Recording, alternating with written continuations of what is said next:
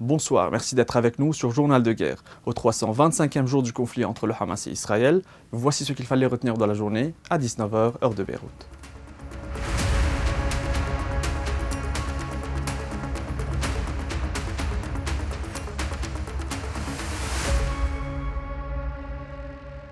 Tout d'abord, un point sur la situation au Liban et au nord d'Israël.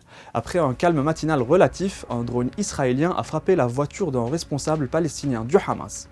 Celle-ci a été touchée par 2 missiles entre Hadet Saïda et la localité de Abriya.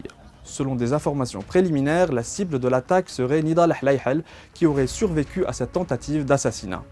Des raids israéliens ont visé les localités de Al-Mash'ab, Taïr Harfa et Maïs el-Jabal sans faire de victimes.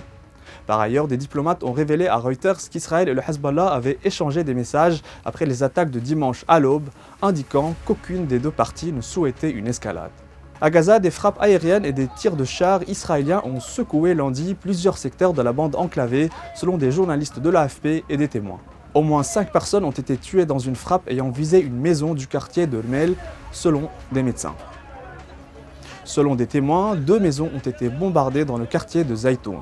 De plus, l'armée israélienne a indiqué avoir éliminé durant les dernières 24 heures des dizaines de combattants dans les zones de Khan Younes, Rafah et Deir el-Balah.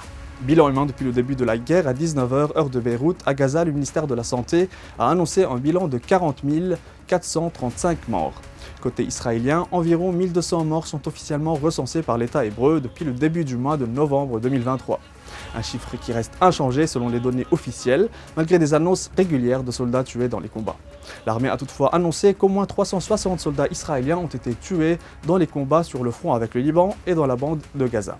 Itamar Ben-Gvir, ministre israélien d'extrême droite, a provoqué lundi une nouvelle polémique en remettant en question le bien fondé du statu quo de l'esplanade des mosquées à Jérusalem, où il se verrait bien construire une synagogue.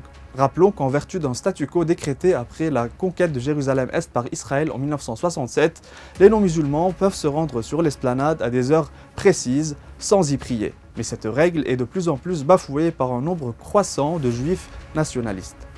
Enfin, l'Égypte a déclaré qu'elle n'accepterait aucune présence de forces israéliennes le long de sa frontière avec la bande de Gaza, a indiqué lundi un média proche des services de renseignement égyptiens, citant une source haut placée.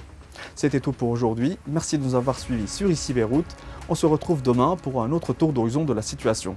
D'ici là, vous pouvez suivre toute l'actualité concernant cette guerre sur notre site web www.icibeyrouth.com sous la rubrique Guerre Israël-Hamas et sur nos réseaux sociaux.